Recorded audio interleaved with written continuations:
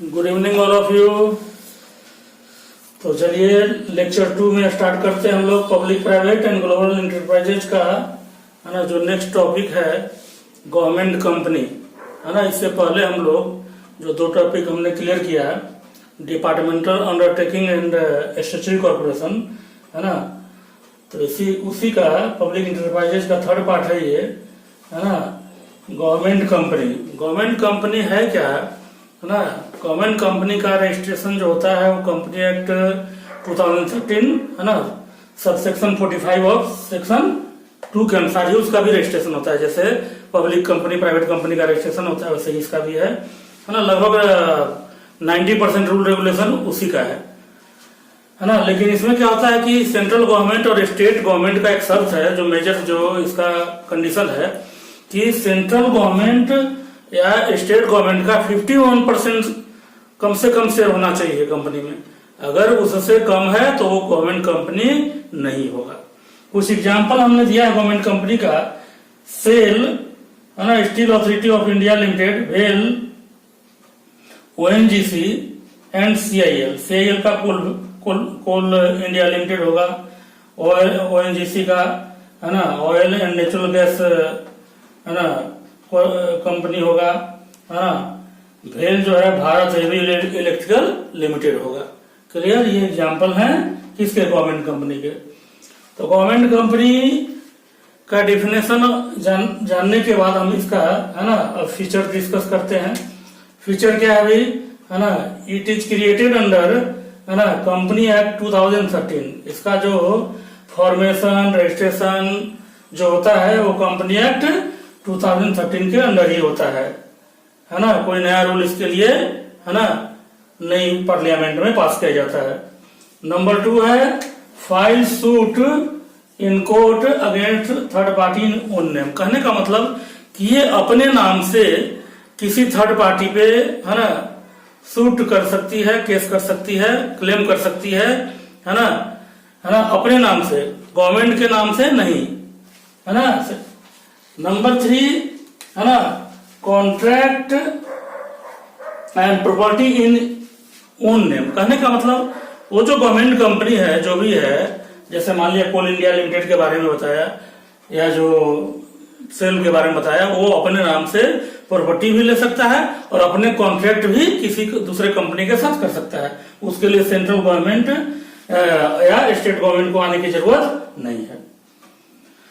The management of company regulated by, है ना, company act. Clear है, अभी हमने अपने डिफिनेशन बताया कि 2013 के अकॉर्डिंग इसका रजिस्ट्रेशन होता है। तो जो उसमें रूल रेगुलेशन, है ना, लागू होता है वो यहाँ पे भी लागू होता है।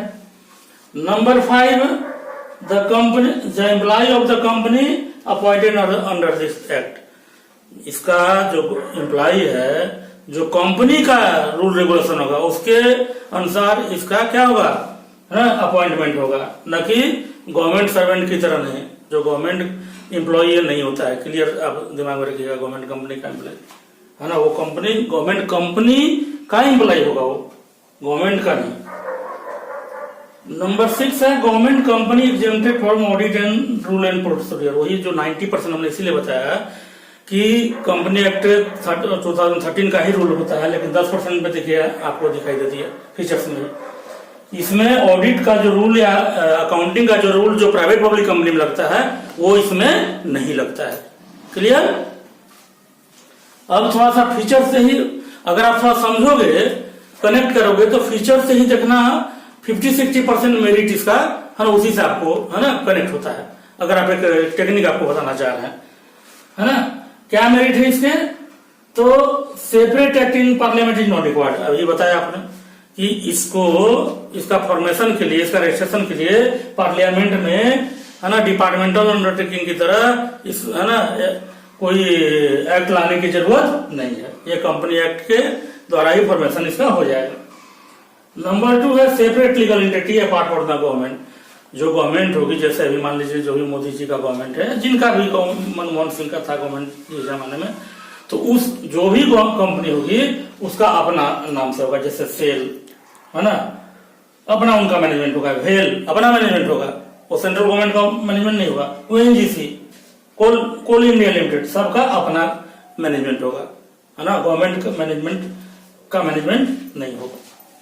Number 3, enjoy autonomy in all management decision, है ना, जो मैनेजमेंट जो डिसीजन लेती है, जो भी कंपनी आपका एग्जांपल में भी हमने दिया है, तो वो गवर्नमेंट का नहीं है, अपने ऑटोनोमस, है ना, फ्री है गवर्नमेंट से, वो अपना डिसीजन, है ना, लेती है, उसके लिए गवर्नमेंट से परमिशन लेने की जरूरत नहीं है।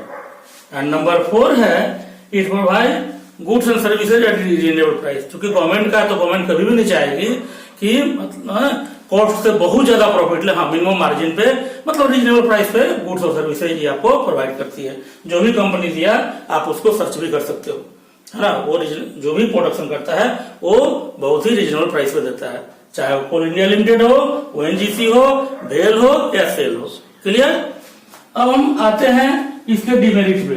तो डिमेरिट में भी एक थोड़ा टेक्निक डेवलप करो कि मेरिट का जस्ट अपोजिट कर सकते हो, मेरिट का जस्ट आप अपोजिट देख सकते हो। लेकिन मान लो, है ना, चलो, है ना, कॉन्सेप्ट के साथ ही समझने का प्रयास करो, है ना, टेक्निक के को तो रखो ही दिमाग में।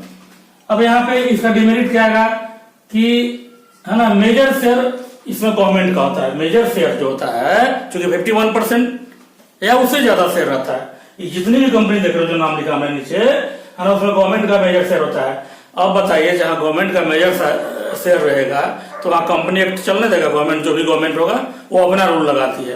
कहने को तो होता है कि नहीं गवर्नमेंट कंपनी है, और जो कॉन्सेप्चुअली आप देखिएगा या लीगली देखिएगा तो गवर्नमेंट कंपनी का ही अपना ये होना चाहिए। लेकिन इसमें क्या होता है, चूंकि मेजर शेयर होल्डर, है ना, ऑनर, एक तरह से कहो 50% से ज्यादा गवर्नमेंट है तो ज्यादा उसी का चलेगा, वहां पे कंपनी एक्ट का वायलेशन होता है। क्लियर।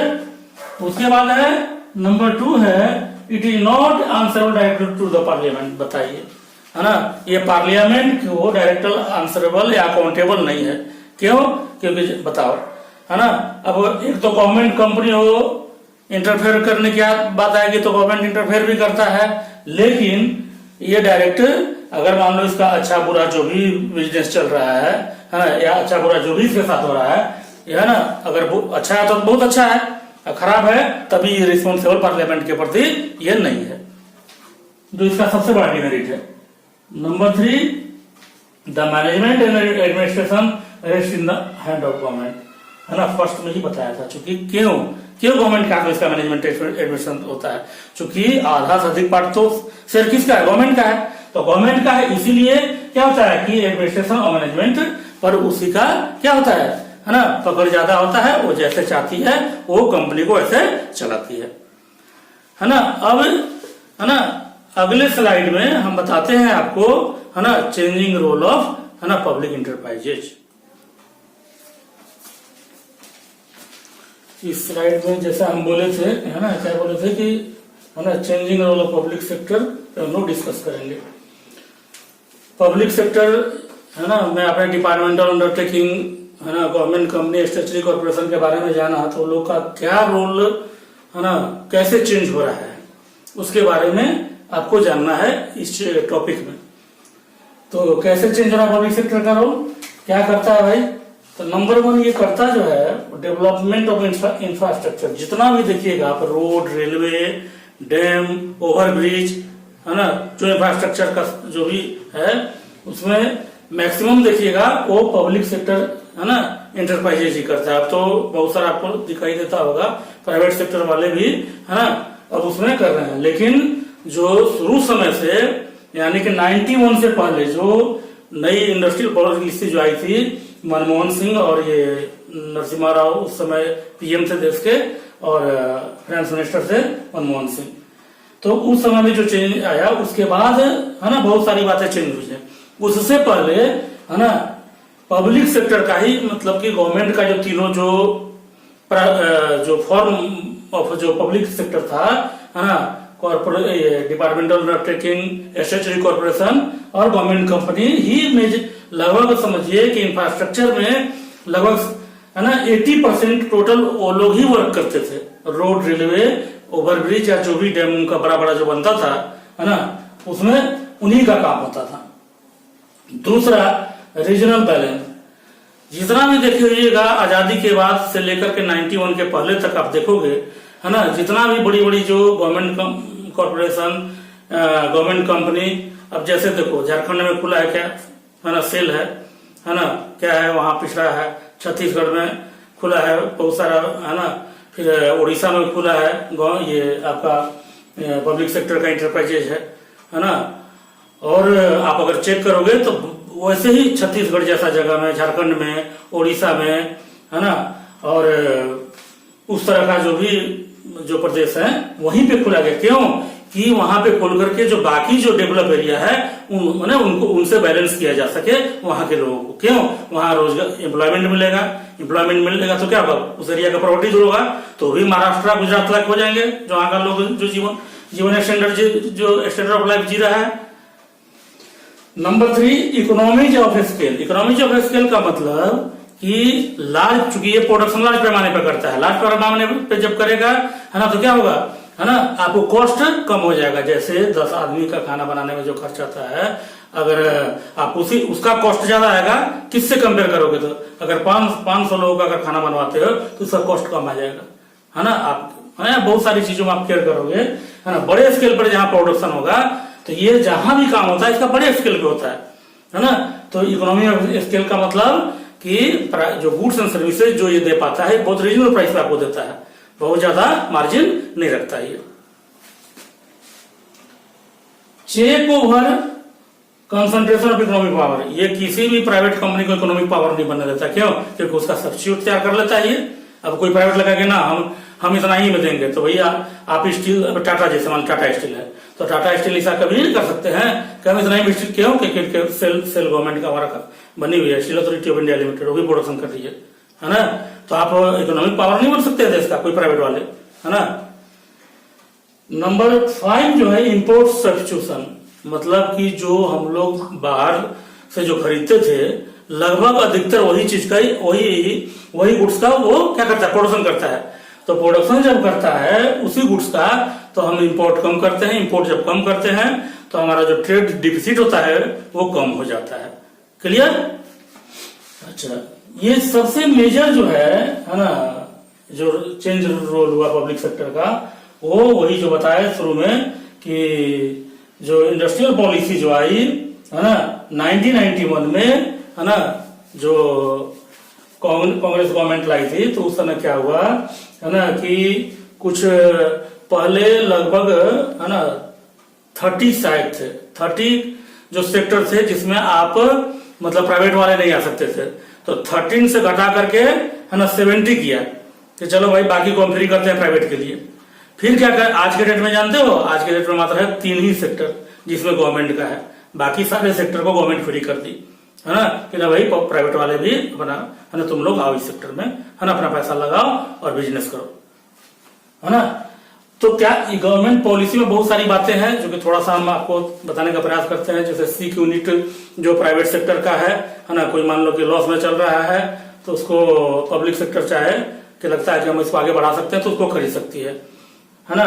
डिज इन्वेस्टमेंट का पॉलिसी लाया, मतलब कि जो पब्लिक सेक्टर गवर्नमेंट का कंपनी अगर लॉस में जा रहा है तो फॉरेन, है ना, फॉरेनर को बुला करके उसमें इन्वेस्टमेंट करवा सकता है। क्यों, अगर गवर्नमेंट अपना शेयर बेचती तो बदले में पैसा आ जाएगा, और दूसरा कि वो अपना, है ना, प्रोफेशनल मैनेजमेंट के साथ उसको चलाएगा। तो ये आपका क्या है ना, जो मेजर जो पब्लिक सेक्टर का जो रोल चेंज किया वो हमने, है ना, बताने का प्रयास किया, और लगता है कि आप इसको समझे भी होंगे, है ना। तो आप क्या करेंगे कि पीछे का जो हमने, है ना, पब्लिक सेक्टर इंटरप्राइजेस का जो तीनों आपका पढ़ाया, डिपार्टमेंटल अंडरटेकिंग, स्टैट्यूटरी कॉर्पोरेशन और गवर्नमेंट कंपनी, है ना, उसका फीचर्स, मेरिट डिमेरिट, है ना, आप देख लोगे, है ना। और changing role of public sector तो आज ही बताया, है ना। तो इसमें भी बहुत बड़ा कोई कॉन्सेप्ट है नहीं, है ना, उसी से कनेक्टेड है। तो चलिए यहीं पे इस वीडियो को एंड करते हैं, इस लेक्चर को यहीं पे हम एंड करते हैं, है ना। अब अपना ध्यान रखिएगा, लाइक करना, शेयर करना और सब्सक्राइब करना नहीं भूलिएगा।